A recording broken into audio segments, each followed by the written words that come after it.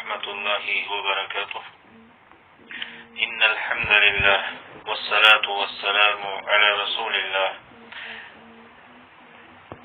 سيدنا ونبينا محمد بن عبد الله وعلى آله وصحبه ومن والاه. أما بعد، قال المصنف وله في المواعظ: ولا تحتقر قيد الضعيف فربما تموت الأفاعي من سموم الأقارب. ولا تحتقر قيد الضعيف فربما تموت الأفاعي من سموم الأقارب. وقد هد قدما عرش بلقيس هدهد وخرب حفر الفأر سد المأرب. إذا كان رأس المال عمرك فاحترس عليه من الإنفاق في غير واجب. فبين اختلاف الليل والصبح معرك يكر علينا جيشه بالعجائب.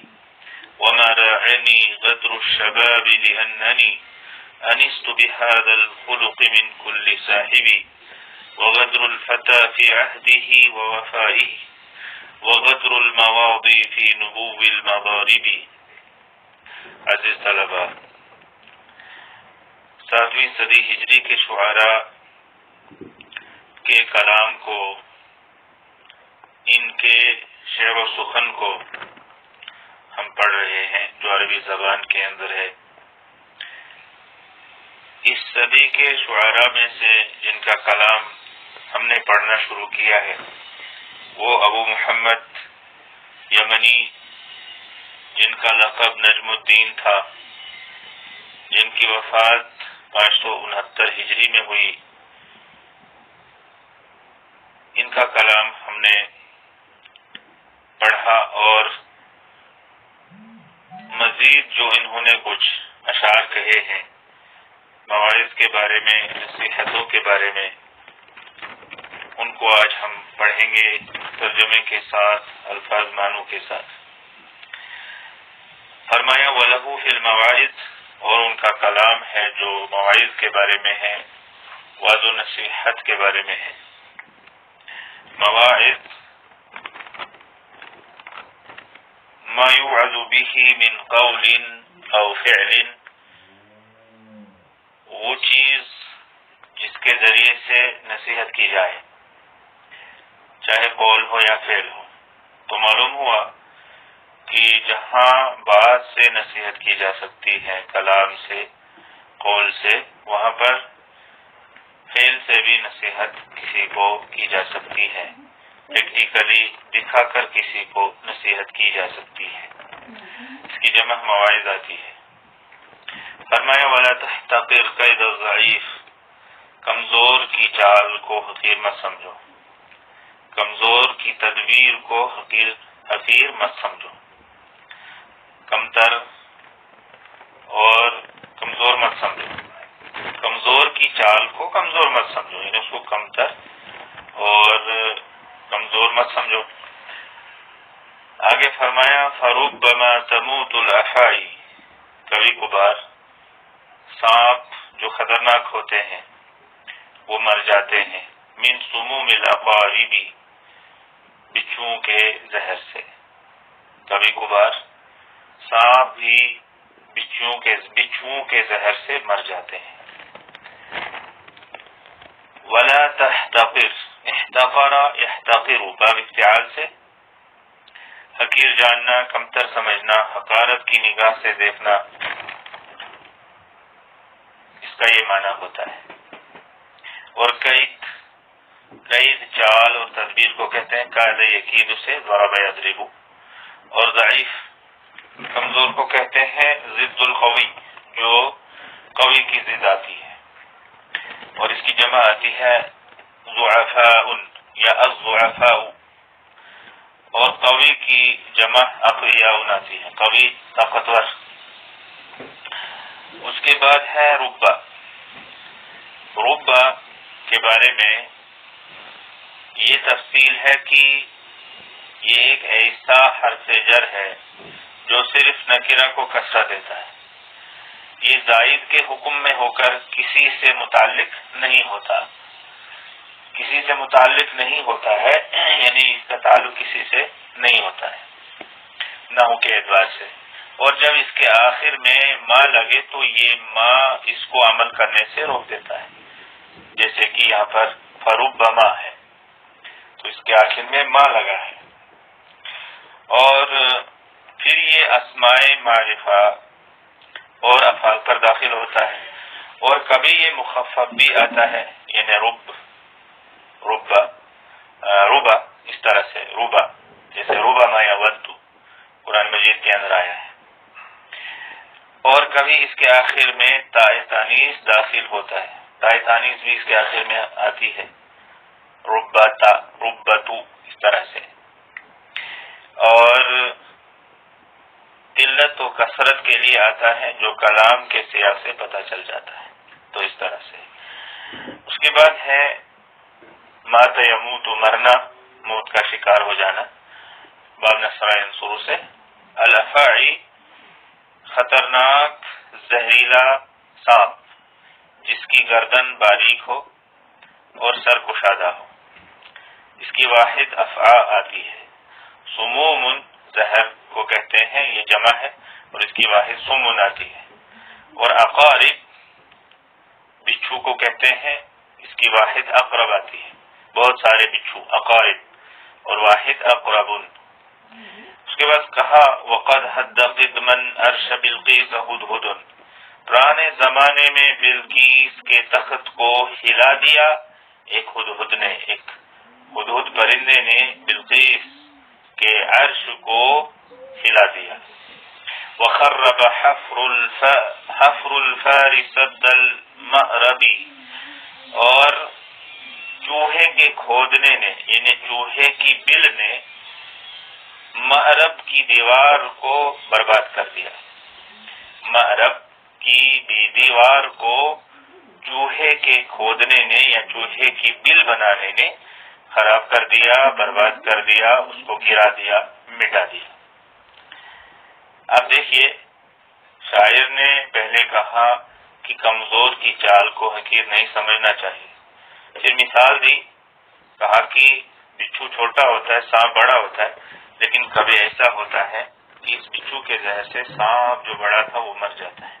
اور دوسری مثال یہ دی کہ بلقیس جو ایک رانی تھی، بادشاہ تھی، اپنے اعتبار سے حکومت کرتی تھی، ان کے زیر کنٹرول ایک بہت بڑا ملک تھا، طاقت تھی ان کے پاس، سب کچھ تھا ان کے پاس، لیکن ان کے تخت کو ایک چھوٹے سے پرندے نے، ہدہد نے ہلا دیا۔ اور اسی طرح سے تیسری مثال شاعر نے یہ دی کہ مأرب جو شہر تھا اس کو بچانے کے لیے ایک بڑی دیوار بنائی گئی تھی، ایک سد اور ایک باندھ لگایا گیا تھا اس شہر کو سیلابوں سے یا دوسری آفتوں سے بچانے کے لیے، لیکن چوہوں نے اس میں بلیں بنائی، اس میں چوہوں نے راستے بنائے، سرنگیں بنائی، تو اس وجہ سے جب پانی آیا تو وہ دیوار گر گئی۔ تو دیکھیے، چھوٹی چھوٹی چیزیں بڑی بڑی چیزوں کو برباد کر دیتی ہیں، لہذا کمزور کی چال کو کمزور نہیں سمجھنا چاہیے، حقیر اور کمتر نہیں سمجھنا چاہیے۔ وقد حد یحد حدا وحدودا، معنی ہے حدمہ بشدت صوت، سخت آواز کے ساتھ گرا دینا، منہدم کر دینا، دھڑام سے کسی چیز کو گرا دینا۔ یہ باب نصارہ سے آتا ہے۔ قدمن من اسماء الزمان، یہ زمانے کے ناموں میں سے ہے۔ یقال کان کذا قدمن، کہا جاتا ہے پرانے زمانے میں ایسا تھا، اے فی الزمان القدیم، یعنی قدیم زمانے میں ایسا ہوتا تھا، یہ ہوتا تھا، وہ ہوتا تھا، تو اس طرح سے۔ اور ہدہد کہتے ہیں پرندے کو جس کے سر پر تاج ہوتا ہے اور لمبی باریک چونچ ہوتی ہے، اس کی جمع ہداہد اور ہداہید آتی ہے۔ اور عرش تخت کو کہتے ہیں، سریر الملک بادشاہ کی چارپائی، مسند جس پر بیٹھ کر بادشاہ حکم چلاتا ہے، احکامات صادر کرتا ہے، آرڈرز دیتا ہے. اس کی جمع عروش و اعراش آتی ہے. اور پھر فعل ہے خربہ، یخرب تخریب، باب تفعیل سے تباہ و برباد کرنا. اور حفر، حفر یحفر، باب ضرب یضرب سے کھودنا، بل بنانا. اور ایسے ہی ہے الفار یا الفار، الفار یا الفار چوہے کو کہتے ہیں. اور الفار چوہا یا چوہیا دونوں کے لیے آتا ہے، مذکر اور مؤنث دونوں کے لیے آتا ہے. کبھی کبھار فار مذکر اور فارۃ مؤنث کے لیے آتا ہے. یعنی ایسا بھی ہوتا ہے کہ فار مذکر کے لیے اور فارۃ مؤنث کے لیے آتا ہے. دونوں کی جمع فئران یا فیران، حمزہ کے ساتھ یا یا کے ساتھ آتی ہے. فأرۃ چھوٹے چوہے، اور الجرذ بڑے بڑے چوہے. یہ دو قسم کے چوہے ہوتے ہیں جو چھوٹے چھوٹے ہوتے ہیں، ان کو فارون یا فارت، فارون یا فارت، فارون حمزہ کے ساتھ یا بغیر حمزہ کے، فارون یا فارون چھوٹے چوہوں کو کہا جاتا ہے. اور الجرذ بڑے بڑے چوہوں کو کہا جاتا ہے. اور بلقیس کے بارے میں لکھا ہے بکسر الباء كانت ملکۃ الیمن. بلقیس با کے کسرہ کے ساتھ یہ یمن کی رانی تھی، ملکہ تھی. اور سبا حاضرۃ ملکہا، یہ سبا جو ملک تھا، سبا کی جو جگہ تھی، یہ اس کی بادشاہت کی راجدھانی تھی. کیپٹل جو اس کا تھا وہ شہر سبا تھا. وکان شراحیل ابو بلقیس ملکا للیمن قبلہا، اس کا باپ شراحیل یمن کا بادشاہ تھا اس سے پہلے. سبقہ 40 ملکا من آبائہ، اس سے پہلے اس کے ابا اجداد میں سے یمن پر 40 بادشاہ گزر چکے تھے جن کے خاندان میں لمبی مدت تک حکومت رہی تھی. ولم یکن لہ ولد غیرہا، اب یہ شراحیل جو ہے اس کا سبا کے اس بلقیس کے سوا کوئی اور بیٹا یا بیٹی نہیں تھی، وہ اکیلی اس کی اولاد تھی. فتغلبت علی الملک، تو اس نے بادشاہت پر غلبہ حاصل کیا. وکانت ہی وقومها مجوسا یعبدون الشمس، یہ سبا اور اس کی جو قوم تھی یہ لوگ سورج کی عبادت کرتے تھے. وکان لها عرش عظیم یقدر ب80 ذراعا فی مثلها، اس کا بڑا تخت تھا جس کو 80 ہاتھ اندازہ کیا گیا ہے ہر طرف سے، یعنی 80 اور 80 اس طرح سے چاروں اطراف سے یہ عرش، یہ تخت، یہ مسند جو ہے 40 ہاتھ کا تھا. وبناؤہ من ذهب وفضہ، اور اس کو سونے سے اور چاندی سے بنایا گیا تھا. مکلل بالجواہر وقوائمہ من یاقوت احمر واخضر، جس کے اوپر جواہر لگے ہوئے تھے، ہیرے جواہرات اس کے اوپر لگے ہوئے تھے. اور اس کے جو پائے تھے، اس کے جو قوائم تھے یعنی پائے تھے، وہ یاقوت، سرخ یاقوت یا سبز یاقوت کے بنے ہوئے تھے. ومعنى قوله، اور شاعر کا جو قول ہے، وقد هد قدما عرش بلقیس هدهد انه كان سببا في ذلك، کہ یہ ہدہد اس عرش کو ہلانے کا سبب تھا. لأنه هو الذي أخبر به سلیمان علیہ السلام، اس لیے کہ اسی ہدہد نے سلیمان علیہ السلام کو اس کے بارے میں خبر دی اور بتا دیا کہ وہاں ایک ملکہ ہے اور اس کے پاس ایک بہت بڑا عرش ہے. کما فی قصۃ الہدہد مع بلقیس و سلیمان المذکورۃ فی القرآن الکریم فی سورۃ النمل، جیسا کہ ہدہد کا قصہ جو بلقیس کے ساتھ پیش آیا اور سلیمان علیہ السلام کا قصہ یہ قرآن کریم کے اندر سورہ نمل کے اندر موجود ہے.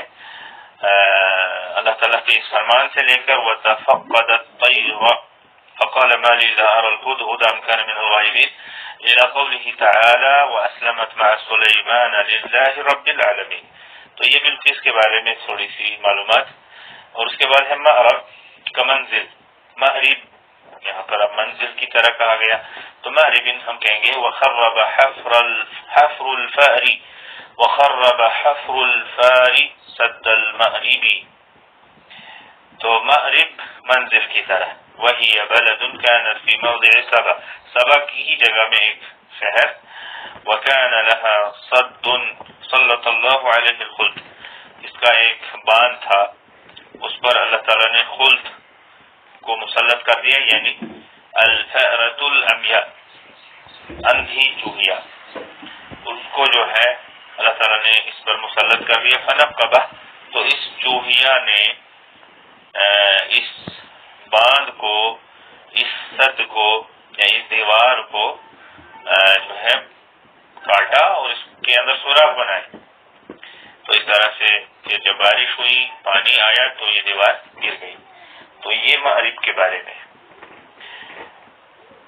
اس کے بعد شاعر نے کہا اذا كان رأس المال عمرك فاحترز عليه، جب آپ کی عمر آپ کے پاس اصل پونجی ہو، آپ کی عمر ہی جب آپ کے پاس اصل پونجی ہو، یعنی اصل مال ہو، بنیادی مال ہو، فاحترز علیہ، تو اس کو بچاؤ. من الانفاق فی غیر واجبی، غیر واجب میں خرچ کرنے سے اس کو بچاؤ، فضول میں اس کو خرچ کرنے سے بچاؤ. رأس المال کہتے ہیں اصل پونجی کو. اصل پونجی جو انسان کے پاس ہوتی ہے اس کو رأس المال کہا جاتا ہے. میں نے سد کے بارے میں نہیں بتایا، سد بند کو کہتے ہیں، جمع سدود و اسداد، یا بہت بڑی حفاظتی دیوار کو سد کہا جاتا ہے. اور رأس المال اصل پونجی کو کہا جاتا ہے. عمر انسان کی زندگانی کی مقررہ مدت، پیدائش سے لے کر موت تک، یہ عمر کہلاتی ہے. جمع اس کی اعمار آتی ہے. احترز علی جب کہا جائے، یہ باب افتعال سے ہے، بچاؤ کرنا یا بچانا، اسی لیے کہا فاحترز علی، عمر کو بچاؤ، عمر اپنی کو بچا کے رکھو اور صحیح کاموں میں اس کو خرچ کرو، غلط کاموں میں، غیر واجب، غیر ضروری اور فضول کاموں میں اس عمر کو خرچ مت کرو. اور انفاق کہتے ہیں خرچ کرنے کو، یہ باب افعال سے ہے، غیر واجب، غیر ضروری یا فضول.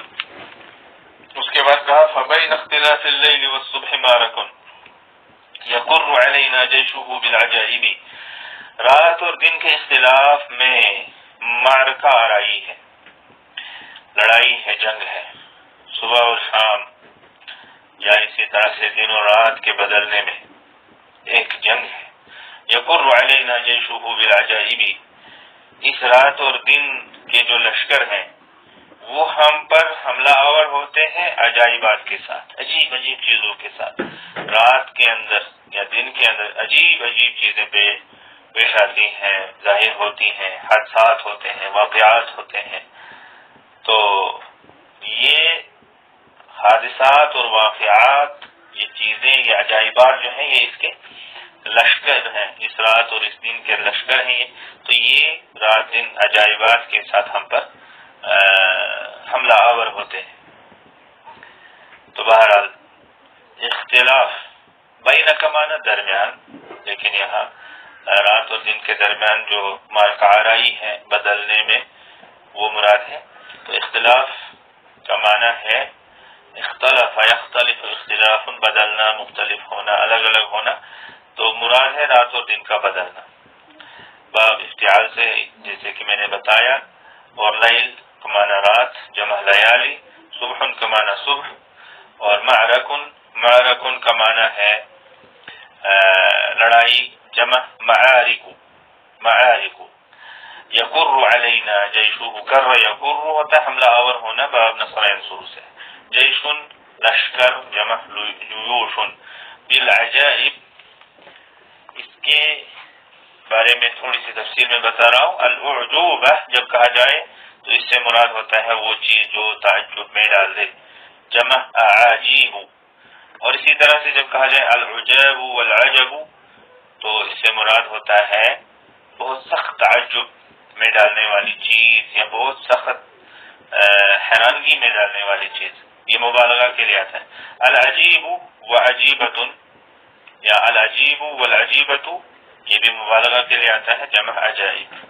اور تعجیب جب کہا جائے تو اس کا معنی بھی عجیب میں عجب اور حیرانگی میں ڈالنے والی چیز کو بھی تعجیب کہا جاتا ہے، لیکن اس کی واحد نہیں آتی، اس کا مفرد نہیں آتا. پھر شاعر نے کہا وما رعنی غدر الشباب لأننی انست بهذا الخلق من كل صاحب. وما رعنی غدر الشباب، جوانی کے دھوکے نے، جوانی کا جو دھوکہ ہے وہ مجھے راس نہیں آیا. وما رعنی غدر الشباب، جوانی کے دھوکے نے میری رعایت نہیں کی، میری حفاظت نہیں کی. لأننی انست بهذا الخلق، اس لیے کہ یہ جو عادت ہے اس سے میں مانوس ہوں، اس کی مجھے عادت ہے. یہ جو عادت، یہ جو خصلت ہے غدر، جوانی کا غدر جو ہے، یہ ایک ایسی عادت ہے، یہ ایک ایسی صفت ہے جس سے میں مانوس ہوں، جو مجھے معلوم ہے، جس سے میرا پالا پڑا ہوا ہے. کیسے؟ من کل صاحب، ہر صاحب سے، ہر دوست سے، ہر انسان سے. یعنی جو غدر ہے یہ صرف میری جوانی کے اندر نہیں تھا، یہ صفت اور یہ عادت اور یہ خصلت جو ہے یہ میں نے ہر صاحب میں پائی، اس لیے میں اس سے مانوس ہوں. یہ مجھے عجیب یا کوئی اجنبی چیز نہیں لگی. راع یروع، راع عنہ اور یروع عنہ جب کہا جاتا ہے باب نصارہ سے ہے یہ، رعون و رعوا، اس کا معنی ہوتا ہے رکنا اور ڈر جانا. اور جب راع فلانا کہا جائے تو کیا اس کا معنی ہوتا ہے اس کو ڈانٹنا اور اس کو روکنا. تو جوانی کے غدر نے مجھے نہیں روکا، یا اس نے میری رعایت نہیں کی، اس نے میری حفاظت نہیں کی. اس کے بعد ہے انسا. انسا باب سمع سے، اس کا معنی ہوتا ہے پانا، مانوس ہونا، عام ہونا. تو اس طرح سے. اور غدر کا معنی دھوکہ، یہ ہم نے بتایا. اسی طرح سے الخلق، خلق کہتے ہیں صفت، عادت، سلوک، فطرت، خصلت، جبلت، اور اس کی جمع آتی ہے اخلاق.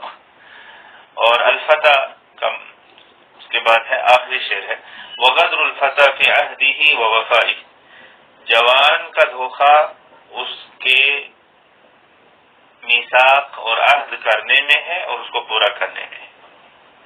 وہ اگر میثاق یعنی جو عہد و پیمان ہے، جو ایگریمنٹ ہے، اس کو پہلے وہ کرتا ہے، وہ وفائی اور پھر اس کو پورا بھی کرتا ہے، تو اگر ایسا کرتا ہے تو پھر وہ صحیح انسان ہے. لیکن اگر اس کو پورا نہیں کرتا ہے تو پھر وہ دھوکہ ہے. وغدر الفتى فی عہدہ ووفائہ، ایک انسان یا ایک جوان یا ایک آدمی کا دھوکہ ایگریمنٹ میں ہوتا ہے اور اس کو پورا کرنے میں ہوتا ہے. انہی جگہوں میں اکثر دھوکہ ہو جاتا ہے، ایگریمنٹ کرنے کے بعد اس کو توڑ دیا جاتا ہے، پورا کرنے سے انسان پیچھے رہ جاتا ہے. یہ تو انسان کی بات ہے. لیکن وغدر المواضع فی نبوب المضارب، اور تلواروں کا غدر، تلواروں کا دھوکہ جو ہے وہ مارنے کی جگہوں میں نہ کاٹنے میں ہوتا ہے. یعنی جب تلوار کسی پر ماری جائے اور وہ تلوار لگنے کے باوجود نہ کاٹے یا تلوار اس جگہ نہ لگے جس جگہ ماری جائے، تو یہ تلوار کا دھوکہ ہے. تو یہاں پر الفتى ہے جوان، جمع فتیۃ و فتیان. عہدہ یا فی عہدہ اگر کہا جائے تو اس کا معنی ہوتا ہے وصایاہ و تکالیف المیثاق الیمین. اس انسان کی وصیتیں، اس انسان نے جو کام اپنے اوپر ذمے لیے ہیں وہ ساری مراد ہیں عہد سے. اللہ تعالیٰ کا عہد ہمارے اوپر یہ ہے کہ ہم اللہ تعالیٰ کی ہی عبادت کریں، اس کے ساتھ کسی کو شریک نہ ٹھہرائیں، اور اس میں ہمیں اخلاص ہو. یہ اللہ کا عہد ہے ہمارے ساتھ. اور اسی طرح سے نماز اللہ کا عہد ہے ہمارے ساتھ. تو یہ مراد ہوتا ہے، اور اسی طرح سے میثاق ایگریمنٹ، عہد و پیمان، اور الیمین اور قسم، یہ ساری چیزیں اس عہد کے اندر داخل ہیں. اور یہ اخذ یعہد سے ہے باب سمع اسماء سے. وفا یفی ہوتا ہے پورا کرنا باب ضربہ سے. اور المواضی جیسے کہ پیچھے ہم نے پڑھا، اس کی واحد ماضٍ آتا ہے معنی تلوار، اور مضرب اس میں ظرف ہے، اس میں ظرف مکان ضربہ سے، اس کی جمع مضارب.